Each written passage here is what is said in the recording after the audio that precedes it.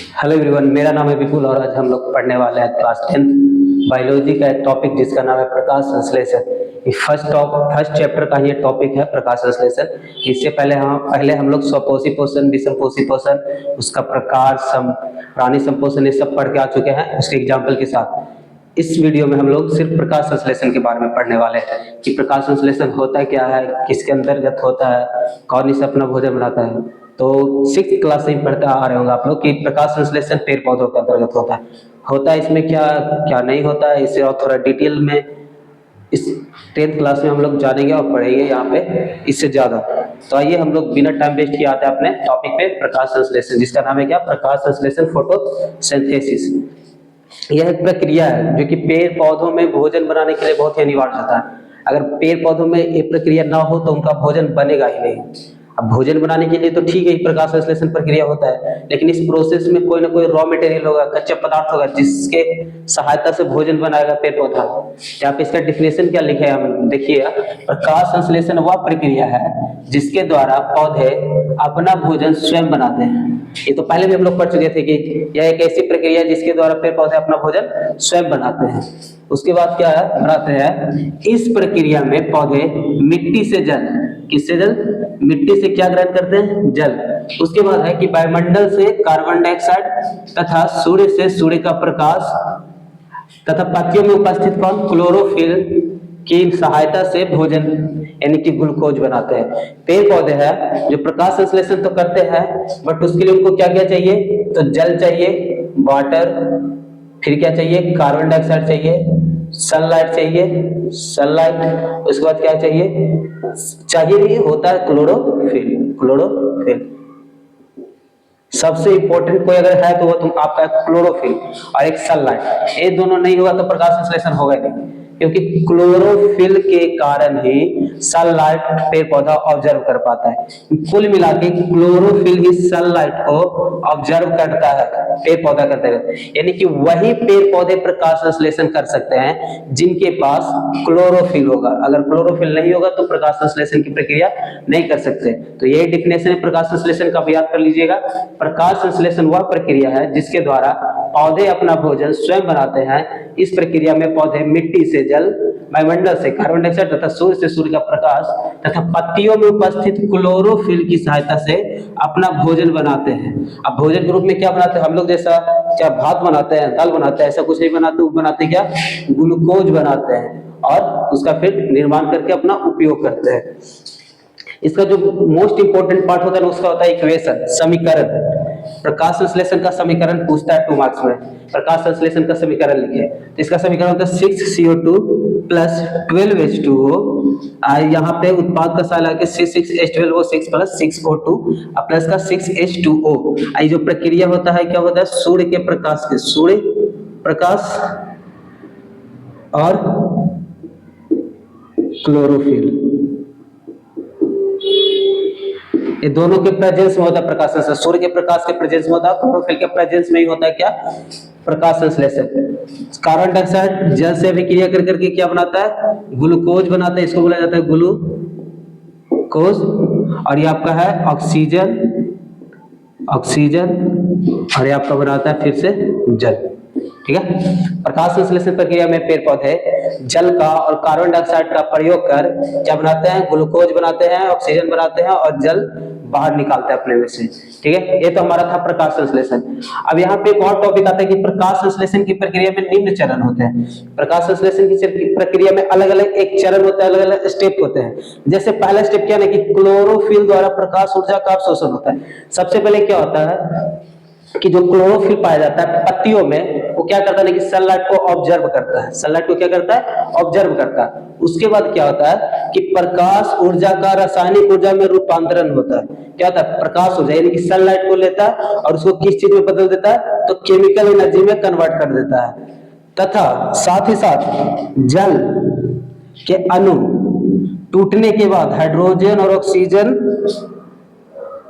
बनाते हैं, ठीक है। क्या यहाँ पे लिखा गया है, याद रखिएगा। सबसे पहला स्टेप क्या है प्रकाश संश्लेषण का कि क्लोरोफिल द्वारा प्रकाश ऊर्जा को अवशोषित किया जाता है, मतलब किस सनलाइट को अवशोषित किया जाता है। फिर उस प्रकाश ऊर्जा को किस में बदला जाता है, रासायनिक ऊर्जा में। उसके बाद जल के अणु यानी कि H2O टूट करके हाइड्रोजन और ऑक्सीजन बनाते हैं। अब घटित मतलब होता है टूटना, यानी कि जल के अणु क्या करते हैं, हाइड्रोजन और ऑक्सीजन टूट करके बनाते हैं। और जो थर्ड स्टेप है यहाँ पे वो क्या है कि जो कार्बन डाइऑक्साइड है, कार्बन डाइऑक्साइड रूपांतरित हो जाता है, यानी कि बदल जाता है किस चीज में, कार्बोहाइड्रेट में। अब चयन हो जाता है, यानी कि बदल जाता है। कार्बन डाइऑक्साइड किस चीज में बदलता है, कार्बोहाइड्रेट में बदल जाता है। इस 3 स्टेप में होता है प्रकाश संश्लेषण। याद रखिएगा, सबसे पहला स्टेप तक क्या, क्लोरोफिल द्वारा प्रकाश ऊर्जा का अवशोषण होगा। दूसरा क्या होगा, प्रकाश ऊर्जा का रासायनिक ऊर्जा में रूपांतरण होगा, मतलब कि प्रकाश ऊर्जा लेगा और उसको कन्वर्ट करेंगे रासायनिक ऊर्जा में।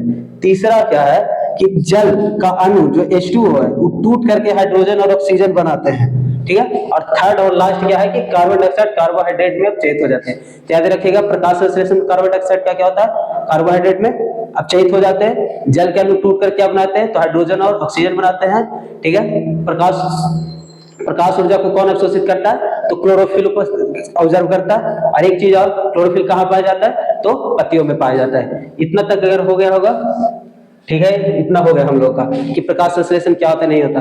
खासकर हालांकि जो रसोई घर बोला जाता है, रसोई घर, पेड़ पौधों का रसोई घर, वो होता है पत्ती। क्या होता है, पत्ती। क्योंकि जो जड़ होते हैं वो मिट्टी से जल को अवशोषित कर करके पहुंचाते हैं किसके पास, पत्ती के पास। और फिर क्या होता है कि पत्ती के पास जो क्लोरोफिल होता है वो सनलाइट को ऑब्जर्व करता है। और वहां एक चीज और पाया जाता है,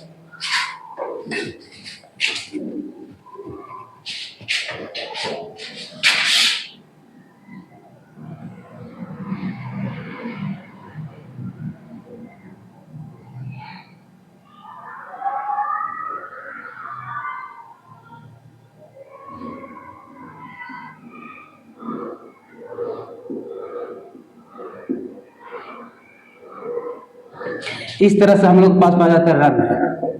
क्या है, रंध्र। ठीक से समझिए कि क्या होता है प्रकाश संश्लेषण में। सबसे पहले तो हम बता दें क्या कि मिट्टी से जल को अवशोषित करता है, जल अवशोषित करने के बाद उसको पहुंचाते हैं कहाँ, लीफ के पास, यानी कि पत्ती के पास। दूसरा केस में क्या है ना कि पत्तियों में छोटे छोटे छिद्र पाए जाते हैं जिनका नाम होता है रंध्र। अब उस रंध्र का क्या होता है, वो एक तरह का छिद्र होते हैं जिससे सनलाइट और बाहर से कार्बन डाइऑक्साइड अंदर प्रवेश करते हैं।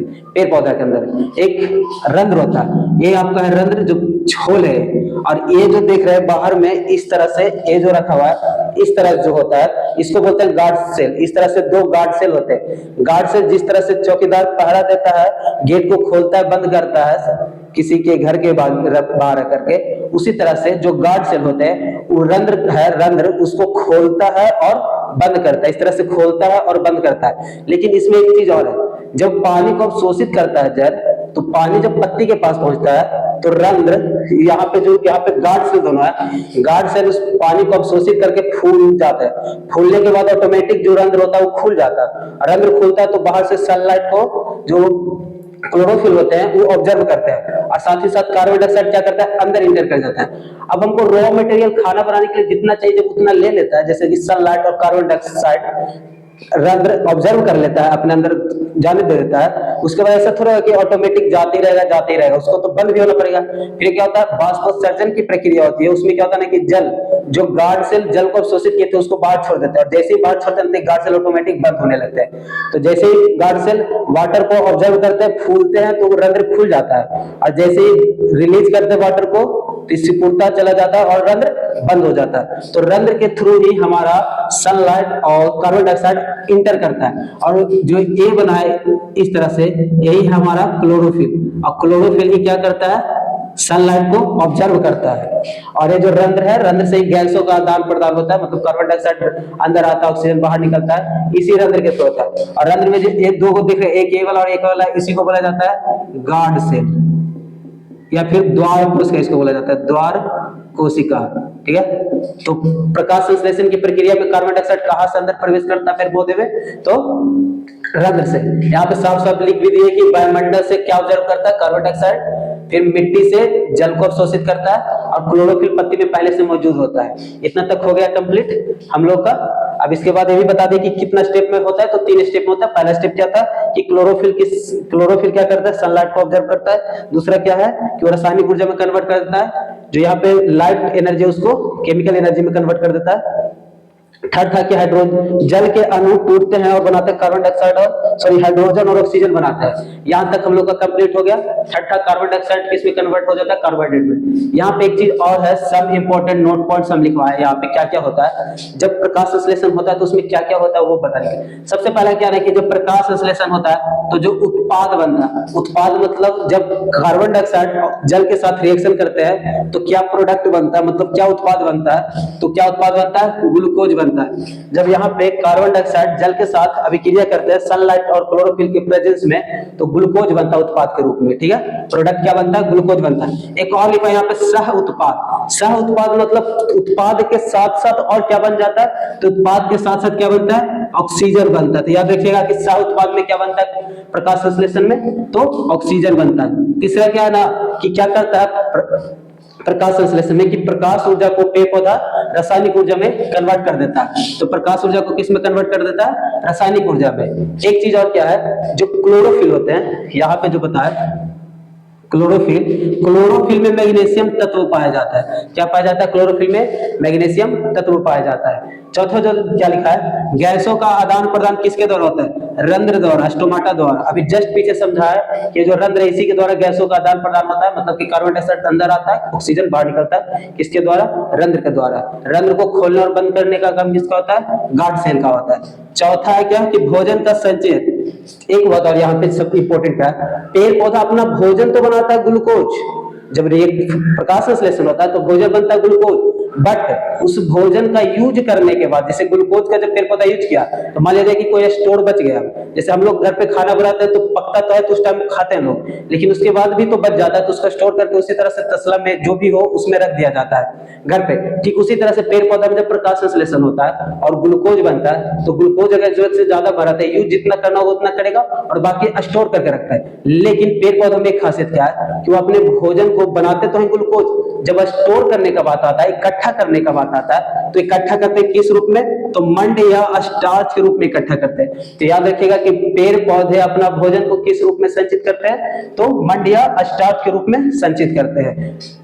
लेकिन बनाया क्या था उत्पाद, ग्लूकोज। बनाते हैं खाना में ग्लूकोज, बट स्टोर किस में करते हैं, मंड या स्टार्च के रूप में। तो ऐसा क्यों, तो क्योंकि ग्लूकोज ना पेड़ पौधा के अंदर स्टोर होने के लिए ज्यादा जगह लेता है, जबकि मंड कम जगह लेता है, इसलिए कहीं भी स्टोर हो जाता है, पत्ती में, तना में, जड़ में, कहीं भी स्टोर हो जाता है, क्योंकि कम स्पेस लेता है स्टोर होने के लिए तो आपका स्टार्च। और ग्लूकोज ज्यादा जगह लेता है तो ग्लूकोज कन्वर्ट हो जाता है किसमें, मंड के रूप में या स्टार्च के रूप में जमा होता है। तो पेड़ पौधे में बनता है ग्लूकोज और जमा किस रूप में होता है, तो स्टार्च के रूप में होता है। यहां तक हो गया आपका कंप्लीट। इसके बाद हम लोग पढ़ेंगे रंध्र के बारे में। तो रंध्र के बारे में तो बता दिए, लेकिन एक चीज और है इसमें जानने को कि गैसों का आदान प्रदान तो हो गया आपके रंध्र के द्वारा, लेकिन एक होता है बाष्पोत्सर्जन प्रक्रिया।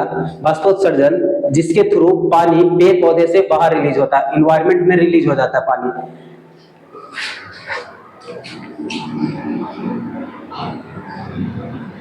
ये हो गया आपका एनवायरमेंट में रिलीज हो गया। अब एक चीज मान लिया जाए कि जरूरत से ज्यादा अगर पानी को ऑब्जर्व कर लिया पेड़ पौधा तो उसको तो बाहर निकालना पड़ेगा। तो बाहर किस प्रोसेस से निकालेगा, बाष्पोत्सर्जन के प्रोसेस से बाहर निकाल देता है उस पानी को। और इससे क्या होता है ना कि पेड़ का ना संतुलन बना होता है, उसका टेम्परेचर बना होता है संतुलन टेम्परेचर में, कि ज्यादा टेम्परेचर ना हो ज्यादा कम टेम्परेचर में इसका संतुलन बना रहता है, ये बाष्पोत्सर्जन। और रंध्र का एक काम होता है, रंध्र में क्या कौन दो सेल होते हैं, तो दो क्या होता है, गार्ड सेल होते हैं। क्या करते हैं गार्ड सेल, तो रंध्र को खुलने और बंद होने को कंट्रोल करते हैं। ठीक है, सिंपल वे में क्या अभी फिर से बता रहे हैं कि पानी जब ऑब्जर्व किया तो क्या गार्ड सेल फूल गए, गार्ड सेल फूला, रंध्र खुल गया। जैसे पानी बाहर निकलेगा गार्ड सेल में से तो क्या हो जाएगा, सिकुड़ जाएगा और गार्ड सेल इस तरह से बंद हो जाएंगे। तो ये था हमारा प्रकाश संश्लेषण। अभी कंप्लीट नहीं हुआ, इसमें अभी बहुत कुछ बताना बाकी है। इसके बाद हम लोग जो पढ़ेंगे वो हम लोग का है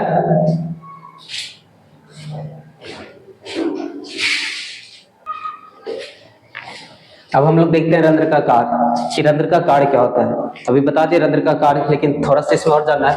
रंध्र का काम होता है गैसीय आदान प्रदान करना, इनके गैसों का आदान प्रदान करता है क्या, रंध्र। ठीक है, दूसरा क्या काम रहा है इसका, अतिरिक्त जल को बाष्पोत्सर्जन के द्वारा बाहर करता है। रंध्र से ही जो जरूरत से ज्यादा पानी बॉडी के अंदर है पेड़ पौधे के अंदर वो बाहर निकलता है रंध्र के द्वारा ही, ठीक है। लेकिन कौन सा प्रक्रिया से? तो बाष्पोत्सर्जन प्रक्रिया से निकलता है। अभी बाष्पोत्सर्जन प्रक्रिया क्या होता है? यहाँ पे क्या लिखा है पढ़िए, बाष्पोत्सर्जन पौधों के वायवीय भागों से, मतलब पौधे का जो बाहरी भाग होता है उसके द्वारा जल का वाष्प के रूप में, क्या होता है? पौधे के वायवीय भागों से जल का वाष्प के रूप में बाहर निकलना बाष्पोत्सर्जन कहलाता है, ठीक है। अब बाष्पोत्सर्जन क्यों करना जरूरी है? क्या फायदा है बाष्पोत्सर्जन करने से? बाष्पोत्सर्जन करने के क्या फायदे? तो सबसे पहला फायदा क्या ना, कि पेड़ पौधे में जो अतिरिक्त जल है तो बाहर निकल जाता है, ठीक है। दूसरा क्या है कि तापमान नियंत्रित करता है। बाष्पोत्सर्जन प्रक्रिया होने से क्या होता है कि पेड़ पौधे के बॉडी का टेम्परेचर बना रहता है, ठीक है, यानी कि उसको नियंत्रित करके रखता है। ये बस यही तक था। प्रकाश संश्लेषण ऑलमोस्ट हम लोग का खत्म हो चुका। एक और प्रकाश संश्लेषण में टॉपिक आता है मंड परीक्षण, ठीक है, स्टॉर्च टेस्ट। ये होता क्या स्टॉर्च टेस्ट? मतलब ये टेस्ट किया जाता है कि कौन सा पौधा प्रकाश संश्लेषण करता है, कौन सा पेड़ पौधा प्रकाश संश्लेषण नहीं कर रहा है। इसको जांच करने के लिए हम लोग मंड परीक्षण करते हैं या तो स्टॉर्च टेस्ट करते हैं, ठीक है। कौन सा पौधा प्रकाश संश्लेषण कर रहा है, कौन पौधा प्रकाश संश्लेषण नहीं कर रहा है, इसकी जांच के लिए हम लोग कौन सा परीक्षण करते हैं, कौन सा टेस्ट करते हैं? तो स्टार्च टेस्ट या मंड परीक्षण करते हैं हम लोग। यहाँ पे लिख दिया कि पौधे में प्रकाश संश्लेषण की प्रक्रिया के जांच के लिए मंड परीक्षण किया जाता है या तो स्टार्च टेस्ट किया जाता है। अब ये स्टार्च टेस्ट कैसे किया जाता है उसको समझिए सही से। सबसे पहले क्या, एक पौधा लिया जाता है, ठीक है, एक पौधा लिया जाता है, उस पौधे को 3 दिन तक अंधेरा कमरे में रख दिया जाए। मान लीजिए कि आपके छत पे कोई गमला रखा हुआ है पौधा, उस पौधा को 3 दिन तक आप अपने कमरे में अंधेरा कमरा में रख दीजिए 3 दिन तक, ठीक है। फिर उस पौधे को निकाल कर करके 6 घंटे के लिए कहाँ लेके जाइए? फिर से छत पे ले जाइए और छत पे उसको सनलाइट दीजिए। देखिए सनलाइट को ऑब्जर्व करेगा कौन? पौधा।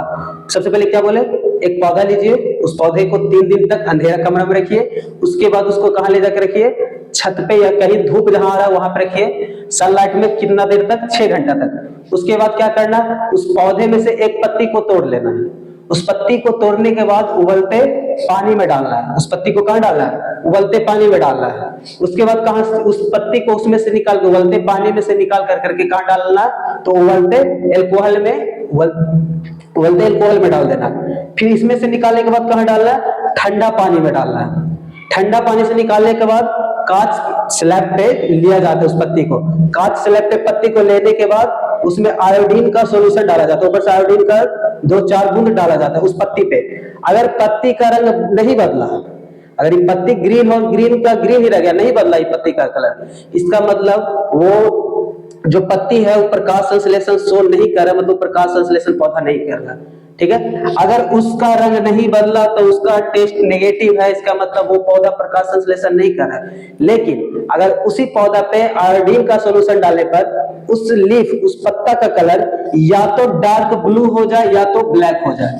आयोडीन का सॉल्यूशन डालने पर क्या हो जाए? या तो डार्क ब्लू हो जाए या तो ब्लैक हो जाए। तो इसको हम लोग बोलेंगे कि टेस्ट पॉजिटिव है, इसका मतलब कि जो पौधा था वो प्रकाश संश्लेषण शो कर रहा है, ठीक है। एक बार फिर से रिपीट कर देते, क्या करना? सबसे पहले एक पौधा लेना, उस पौधे को अंधेरे कमरे में 3 दिन तक रखना, फिर उस पौधे को निकाल कर करके 6 घंटे तक धूप में रखना। उसके बाद उसमें से एक पत्ता को तोड़ लीजिए और उसको तोड़ने के बाद कहाँ डालना है? उबलते हुए पानी में। फिर उसको उबलते हुए पानी से निकाल के उबलते हुए अल्कोहल में डालना है। उसके बाद क्या करना है? ठंडा पानी में डालना है। उसके बाद उसको कांच स्लैब पे लेंगे और कांच स्लैब पे लेने के बाद ड्रॉप से 2-4 बूंद आयोडीन का सॉल्यूशन उस पे डालेंगे। अगर आयोडीन का सॉल्यूशन डालते के साथ उसका कलर चेंज नहीं हुआ, मतलब वहां टेस्ट नेगेटिव आया। टेस्ट नेगेटिव का मतलब वो पौधा प्रकाश संश्लेषण शो नहीं कर रहा, मतलब प्रकाश संश्लेषण नहीं करता।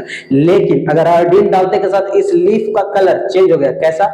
या तो डार्क ब्लू या तो ब्लैक, इसका मतलब वो पौधा प्रकाश संश्लेषण शो कर रहा है। तो कौन सा पौधा प्रकाश संश्लेषण शो करता है, कौन नहीं कर रहा है, इसको हम लोग किस टेस्ट से जांच कर सकते हैं? तो स्टार्च टेस्ट से जांच कर सकते हैं, मंड परीक्षण से जांच करते हैं। प्रकाश संश्लेषण हमारा आज यही तक था। प्रकाश संश्लेषण से इतने में से ही आपको क्वेश्चन पूछेगा, या तो ऑब्जेक्टिव हो या तो सब्जेक्टिव हो। क्लास 10th के लिए बहुत इंपॉर्टेंट एक टॉपिक है, तो इस पे ज्यादा फोकस करिएगा। इधर रंध्र का कार्य बता दिए, क्या आज यही तक रहने देते हैं, वीडियो को बिना बरके। अगर आपको वीडियो अगर अच्छा लगा होगा तो इस वीडियो को लाइक और सब्सक्राइब कीजिएगा। धन्यवाद।